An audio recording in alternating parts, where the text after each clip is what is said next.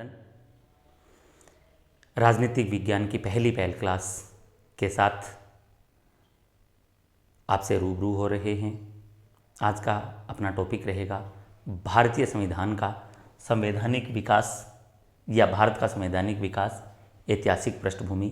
भारतीय संविधान निर्माण में कुल 2 वर्ष 11 माह 18 दिन का जो समय लगा था, उस दौरान संविधान निर्माताओं ने संविधान निर्माण में जिन स्रोतों का अध्ययन किया, जिन चीज़ों को लिया या जहाँ जहाँ से जानकारी उठाई, वो कहानी जाती है 1773 तक।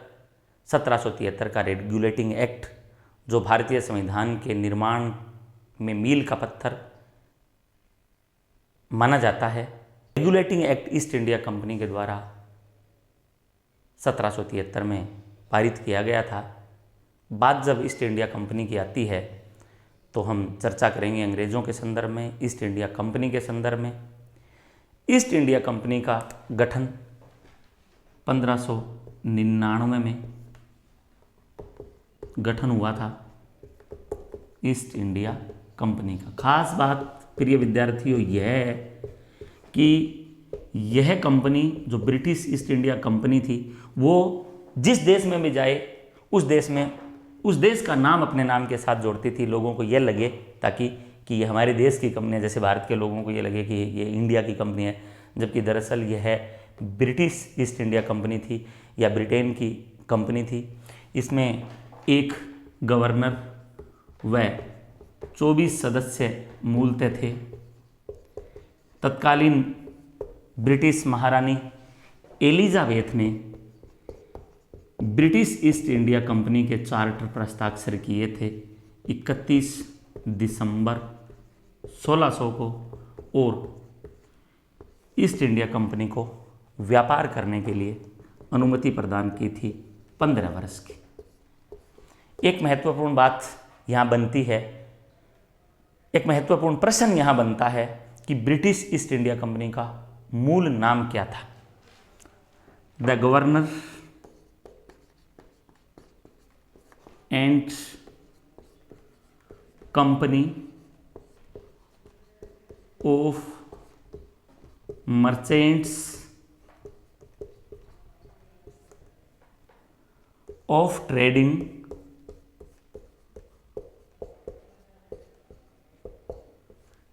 Into the east Indies. यह ब्रिटिश ईस्ट इंडिया कंपनी का मूलतः नाम था। नाम लंबा है, परीक्षाओं में पूछा भी जाता है, हमें याद करना है। जैसा कि मैंने बताया था, कंपनी में मूलतः एक गवर्नर था और 24 सदस्य थे, यानी 24 सदस्यों की एक कंपनी थी। तो कौन था? गवर्नर था एंड और साथ साथ क्या थी? कंपनी थी। द गवर्नर था एंड द कंपनी थी। गवर्नर एंड कंपनी किसकी? व्यापार करने के लिए बनी थी, इसलिए किसकी थी? मर्चेंट्स अर्थात व्यापारियों की। और वो व्यापारी जो थे किस लिए बोले तो ट्रेडिंग मतलब व्यापार, यानी the governor and company of merchants of trading, व्यापार करने के लिए व्यापारियों की कंपनी और governor. Into the east, east मतलब पूर्वी क्षेत्र, इंडीज भारत, पूर्वी क्षेत्र जिसमें भारत शामिल था, उसमें व्यापार करने के लिए गवर्नर और व्यापारियों की बनी हुई है कंपनी, यानी the governor and company of merchants of trading into the east Indies, यह कंपनी का मूल नाम था। अब यहाँ एक प्रश्न और बनता है, कंपनी का प्रारंभिक नारा क्या था? बहुत महत्वपूर्ण प्रश्न है, कंपनी का प्रारंभिक नारा क्या था? जितना महत्वपूर्ण प्रश्न है उतनी ही महत्वपूर्ण डिप्लोमेसी इस नारे में छिपी हुई है। भूभाग नहीं व्यापार। अर्थात ब्रिटिश ईस्ट इंडिया कंपनी ने कहा था, we don't want the land, हमें भूभाग नहीं चाहिए, हम किस लिए आए हैं? केवल व्यापार करने के लिए आए हैं, भूभाग नहीं व्यापार। तो ब्रिटिश ईस्ट इंडिया कंपनी का प्रारंभिक नारा था भूभाग नहीं व्यापार। लेकिन वक्त के साथ नीति क्या बदली? नारा तो यही रहा, लेकिन नीति में देखिए क्या बदलाव आता है। यह जो अल्प विराम था, यह अल्प विराम यहां लग गया वक्त के साथ साथ भूभाग नहीं व्यापार, डजेंट मैटर बिजनेस, ये नंबर 2 पे चला गया। कंपनी को क्या चाहा जाने लगा, व्यापार, भूभाग, यानी हमें जमीन चाहिए, व्यापार मायने नहीं रखता हमारे लिए। तो जो प्रारंभिक नारा था भूभाग नहीं व्यापार, वो कालांतर में डिप्लोमेसी के चलते बदल गया भूभाग नहीं व्यापार, अर्थात हमें तो जमीन चाहिए, व्यापार की जरूरत नहीं है। खैर ये प्रारंभिक नारा था।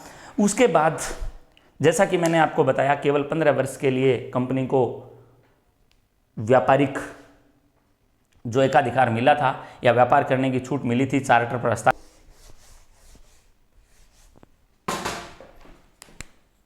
1615 में तत्कालीन समय के ब्रिटिश सम्राट जेम्स प्रथम ने अपने दूत सर टॉमस रो को भारत भेजा था। सर टॉमस रो भारत आए, उस समय भारत में मुगल बादशाह थे जहांगीर। जी हाँ, जहांगीर का शासनकाल आपने इतिहास में पढ़ा है। जहांगीर ने शासन किया था 1605 से लेकर के 1627 तक। मुगल बादशाह जहांगीर के समय ब्रिटेन के सम्राट जेम्स प्रथम के राजदूत के रूप में सर टॉमस रो भारत आए थे। कब? 1615 में। वो जहांगीर से मिलते हैं 1616 में। इन दोनों की मुलाकात होती है अजमेर में मैगजीन के किले में। जहांगीर व्यापार की अनुमति दे देता है। इधर जेम्स प्रथम ब्रिटिश ईस्ट इंडिया कंपनी को अनिश्चित काल के लिए व्यापार करने की छूट प्रदान कर देते हैं। कंपनी व्यापार करना प्रारंभ कर देती है और अपने व्यापार को आगे से आगे बढ़ाना शुरू कर देती है। तत्कालीन समय में भारत में मुगलों का शासन था। कंपनी और उसके सदस्यों ने अपने व्यापारिक हित साधने के समय के दौरान मुगलों से सीधी टक्कर न लेने की बजाय छोटे छोटे जो राज्य थे उनमें अपने पैर जमाने शुरू किए। और इसी के संदर्भ में अंग्रेज़ों के लिए कामधेनु कहा जाने वाला पहल राज्य आता है बंगाल। जी हाँ, हम बात करेंगे बंगाल की। बंगाल में अंग्रेज़ों ने अपनी नज़रें गड़ाई। उसका सबसे महत्वपूर्ण कारण समुद्री व्यापार के नज़दीक होना, साथ ही साथ बंगाल का उपजाऊ व औद्योगिक क्षेत्र जिसने अंग्रेज़ों को लालायित किया और अंग्रेज़ बंगाल को अपने नियंत्रण में लेने के प्रयास करने लगे।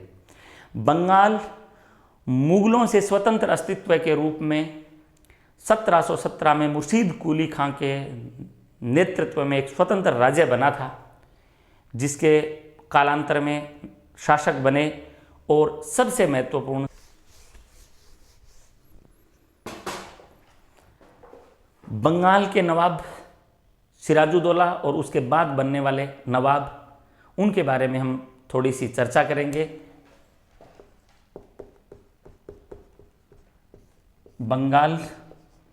बंगाल के नवाब जो पहले से चले आ रहे थे, महत्वपूर्ण नाम आता है सिराजुद्दौला, या यूं कहिए अपना जो चैप्टर है संवैधानिक विकास ऐतिहासिक पृष्ठभूमि, उसका सीधा सीधा जुड़ाव बंगाल के जिस नवाब से प्रारंभ होता है वो है सिराजुद्दौला 1756-57।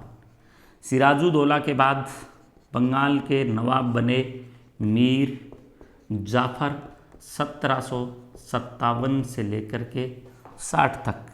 मीर जाफर के बाद में शासक बने मीर कासिम 1760 से लेकर के 1763 तक। फिर उसके बाद में वापिस मीर जाफ़र नवाब बनाए गए। देखिए कैसे खेल बना बिगड़ा, चर्चा करेंगे। मीर जाफ़र 1763 से लेकर के 1765। उसके बाद में नज़्मुद्दौला को नवाब बनाया गया, जो कि 1765 से 1770 तक बंगाल के नवाब रहे, अंग्रेज़ों के नियंत्रण में बने नवाब। उसके बाद मुबारकुद्दौला,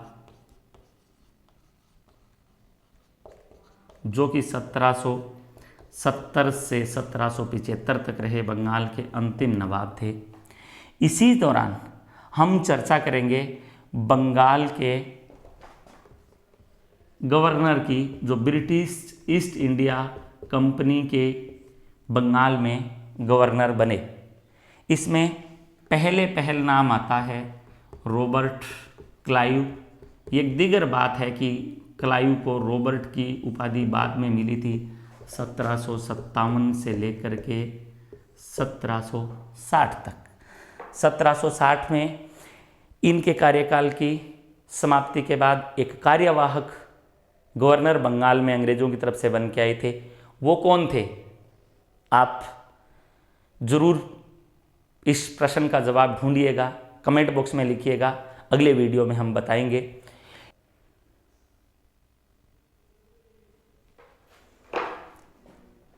वेंसीटार्ट रहे 1765 से 65 तक। उसके बाद में फिर रॉबर्ट क्लाइव दोबारा बने बंगाल के बंगाल के गवर्नर, जो कि 1765 से 1700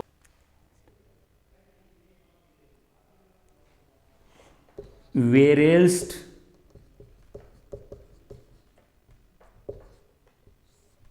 1767 से 1769 और उसके बाद में गवर्नर बंगाल के बनाए गए कर्टियर 1769 से 1772 तक। और उसके बाद में महाराणा हेस्टिंग्स बनेंगे, जिनके बारे में हम 1773 का रेगुलेटिंग एक्ट जब पढ़ेंगे तब चर्चा करेंगे। अब देखिए, ये टेबल इसलिए हम तुलनात्मक रूप से पढ़ेंगे कि बहुत सारे क्वेश्चन ऐसे बनते हैं कि प्लासी का जब युद्ध हुआ तो बंगाल के गवर्नर कौन थे, प्लासी का जब युद्ध हुआ तो बंगाल के नवाब कौन थे, इलाहाबाद की संधि के समय नवाब कौन था, इलाहाबाद की संधि के समय गवर्नर कौन था, या बक्सर के युद्ध के समय, तो हम चर्चा करेंगे। सबसे पहले हमारी चर्चा शुरू होती है इधर रॉबर्ट क्लाइव की। थोड़ी सी बात हम कर लेते हैं क्लाइव के बारे में। क्लाइव एक बाबू के रूप में, लिपिक के रूप में ब्रिटिश ईस्ट इंडिया कंपनी में बाबू की नौकरी करते हुए भारत आए थे। कहा जाता है कि कलम की नोक पे जो भारत आए और तलवार की नोक पे जिन्होंने भारत को अपना गुलाम बना लिया, वो थे रॉबर्ट क्लाइव। बाद में सेनापति बने और गवर्नर भी बने। बचपन में बड़े नटखट थे। एक दीगर बात है कि आने वाले समय में रॉबर्ट क्लाइव ने आत्महत्या की थी और इतिहास में अपन कभी विस्तार से पढ़ेंगे।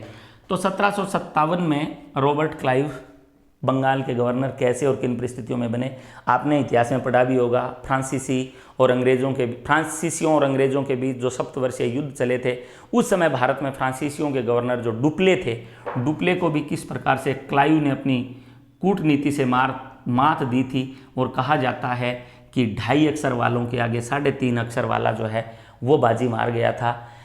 इतिहास का विषय है, ज़्यादा चर्चा अपन नहीं करेंगे। जैसा कि बात कर रहे थे, सिराजुद्दौला बंगाल के नवाब थे, अंग्रेज़ों के यहाँ की किरकिरी बने हुए थे। 1756 की काल कोठरी की घटना, जिससे अंग्रेज बड़े क्षुब्ध हुए थे। मौके की तलाश में थे अंग्रेज सिराजुद्दौला के साथ। 23 जून 1757 को अंग्रेज़ों का युद्ध हो गया। युद्ध का नाम था प्लासी का युद्ध। प्लासी के युद्ध का नाम प्लासी इसलिए पड़ा क्योंकि उस मैदान में ढाक यानी प्लास के बहुत ज़्यादा संख्या में पेड़ थे, इसलिए इसे प्लासी का युद्ध कहा गया। प्लासी के मैदान में हुआ। 23 जून 1757 को चंद घंटों के युद्ध में अंग्रेजी सेना ने सिराजुद्दौला को न केवल हरा दिया बल्कि इसकी हत्या भी कर दी। और इसका सबसे बड़ा कारण था मीर जाफर द्वारा विश्वासघात, जो कि सिराजुद्दौला का सेनापति था, वो अंग्रेज़ों से मिल लिया था। और इसीलिए कहा जाता है भारत में जयचंदों और जाफरों की कमी नहीं रही। इतिहास के संदर्भ में जयचंद आप अच्छी तरह से पढ़ चुके हैं इतिहास में।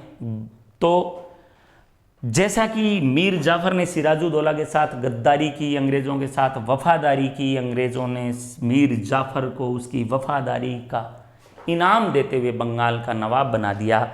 और वो नवाब रहे 1757 से 1760 तक। लेकिन रॉबर्ट क्लाइव और अंग्रेज़ों के द्वारा जो बड़ी बड़ी मांगें की जा रही थी उनको बहुत ज़्यादा समय तक वो पूरा नहीं कर पाए, और फिर अंग्रेज़ों ने मीर जाफ़र को अपदस्थ करते हुए मीर कासिम को बंगाल का नवाब बना दिया, जो कि 1760 से 1763 तक बंगाल के नवाब रहे। इसी दौरान सप्तवर्षीय युद्ध की समाप्ति हो जाती है 1763 में, और भारत पर अंग्रेजी प्रभुसत्ता की कोई चुनौती सामने नहीं बचती है। निर्विवाद विदेशी जाति एक भारत में प्रभुसत्ता स्थापित करने के लिए अपना अड्डा यहाँ स्थायी रूप से जमाने की कोशिश करती है, जैसा कि बंगाल को उन्होंने पहले ही हड़प लिया था, या दूसरे शब्दों में कहें तो क्लाइव ने 1757 में बंगाल को हड़प लिया था। उसको आगे बढ़ाने का काम वेंसीटार्ट ने, रॉबर्ट क्लाइव ने, फिर वापस वेरेल्स ने आदि ने किया। तो बात अपन मीर जाफ़र की कर रहे थे, मीर जाफ़र को हटा दिया, मीर कासिम को बनाया, 1760 से 63 तक रहे। फिर उसके बाद देखिए कैसे कहानी बनी बिगड़ी, फिर वापस मीर जाफ़र को बनाया 1763 से 65 के दौरान। यहाँ जब मीर जाफ़र बंगाल के नवाब थे और मीर कासिम को अपदस्थ करा गया था, तब मीर कासिम स्वयं अवध के तत्कालीन नवाब सुजाउदौला, कौन? सुजाउदौला, कहाँ के नवाब थे? अवध के, प्लस में तत्कालीन मुगल शासक या मुगल बादशाह है शाह आलम द्वितीय से मिलता है। इन तीनों की संयुक्त सेना इकट्ठी होकर के अंग्रेजों के साथ युद्ध लड़ती है। 23 अक्टूबर 1764 को युद्ध होता है। युद्ध का नाम बक्सर का युद्ध।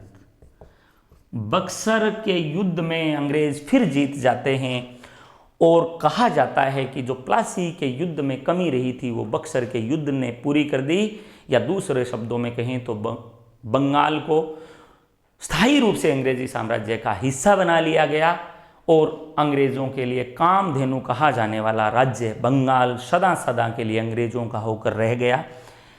फिर उसके बाद अंग्रेज़ों ने मीर जाफ़र के अल्पवयस्क पुत्र नजमुद्दौला को नाम मात्र का शासक बनाया, और उसके बाद बंगाल के अंतिम शासक रहे मुबारकुद्दौला, नवाब रहे 1770 से 1775 के दौरान। इधर हम बात कर रहे थे रॉबर्ट क्लाइव 1757 से 1760, फिर वेंसीटार्ट 1760 से 65, पुनः रॉबर्ट क्लाइव 1765 से 1767, एकमात्र ब्रिटिश ईस्ट इंडिया कंपनी के गवर्नर जो बंगाल में 2 बार गवर्नर बनकर के आए, रॉबर्ट क्लाइव। फिर उसके बाद में वेरेल्स रहे 1767 से 69, कर्टियर रहे 1769 से 1772।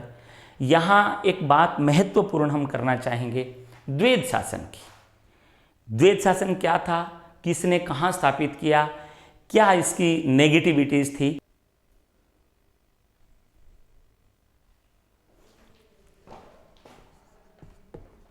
द्वैध शासन, द्वैध शासन बंगाल में लागू करा गया था। कब हुआ?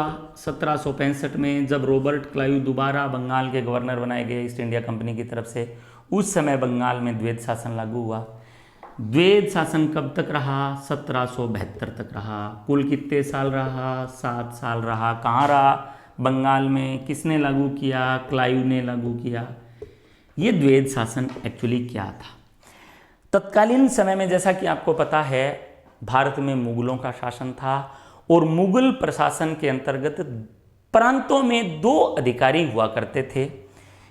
2 अधिकारी जो थे उनके एक तो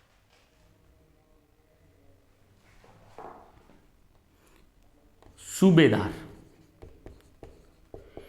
दीवान राजस्व वसूली के काम करता था, और सूबेदार जो था वो निजामती कार्य करता था। निजामती अर्थात पुलिस व कानून व्यवस्था को बनाए रखने का काम करता था। अंग्रेजों ने जब नजमुद्दौला को बंगाल का नाम मात्र का शासक बनाया था, उस समय दीवानी और सूबेदारी दोनों के कार्य 23 लाख और 50 लाख रुपए की वार्षिक किस्त देने का समझौता करते हुए अपने हिस्से में ले लिए थे। और ये दोनों कार्य, दीवानी और सूबेदारी के कार्य, ईस्ट इंडिया कंपनी बंगाल के नवाब से करवाती थी। अब देखिए, जनता से प्रत्यक्ष संबंध किसका था? नवाब का। राजस्व वसूल कौन करेगा? नवाब। कानून व्यवस्था और पुलिस व्यवस्था को कौन संभालेगा? नवाब। लेकिन उस पूरी व्यवस्था का नियंत्रण केंद्र, या यूं कहिए सत्ता जो थी, वो किसके हाथ में थी? कंपनी के हाथ में थी। ब्रिटिश ईस्ट इंडिया कंपनी के हाथ में थी। ब्रिटिश ईस्ट इंडिया कंपनी ने यह कार्य जानबूझ के किया था क्योंकि वह प्रत्यक्ष जनता के सामने नहीं आना चाहती थी, कम्युनिकेशन गैप रखना चाहती थी, या भले बुरे की बात जो थी वो नवाब के सर मढ़ना चाहती थी। इसलिए वह अप्रत्यक्ष रूप से पर्दे के पीछे से सत्ता को नियंत्रित करती रही और जनता के सामने वह कार्य सौंप दिए नवाब को। यह दोहरे हाथों में सत्ता का केंद्र जो था, इसी कारण इसे द्वैध शासन कहा गया है। और द्वैध शासन जो था, उसकी वजह से बंगाल क्षेत्र में अराजकता फैली, भ्रष्टाचार फैला, साथ ही साथ कृषि व उद्योग धंधे प्रभावित हुए। और उसी दौरान बंगाल में भयंकर अकाल पड़ा। लगभग 1 करोड़ लोग मौत के शिकार हुए। हाहाकार मच गया चारों तरफ। कालांतर में पन्नीकर महोदय ने कहा है कि 1765 से 72 का जो द्वैध शासन का काल था बंगाल में, वो डाकुओं का गिरोह का काल था। इसलिए उस द्वैध शासन को कालांतर में हटाया जाएगा। वारेन हेस्टिंग्स भारत में आएंगे। क्या कुछ होगा ये अपन बाद की क्लासों में, आगामी क्लासों में पढ़ेंगे। 2-4 बातें हम दोहरा लेते हैं। किस प्रकार से 1757 में प्लासी के युद्ध के बाद और बंगाल और ब्रिटिश ईस्ट इंडिया कंपनी के बीच, नवाबों और ईस्ट इंडिया कंपनी के गवर्नरों के बीच रिश्ते जो थे वो बनते बिगड़ते गए। शर्तों के साथ हुए समझौते ज़्यादा समय तक नहीं चला करते। ये जाफर और कासिम के कंपनी के साथ हुए रिश्तों से या उनके साथ हुए समझौतों से आप बखूबी समझ रहे हैं। आपको हमारा वीडियो कैसा लगा ज़रूर बताइएगा। अगली क्लास में 1773 का रेगुलेटिंग एक्ट लेकर के अपन फिर मिलेंगे।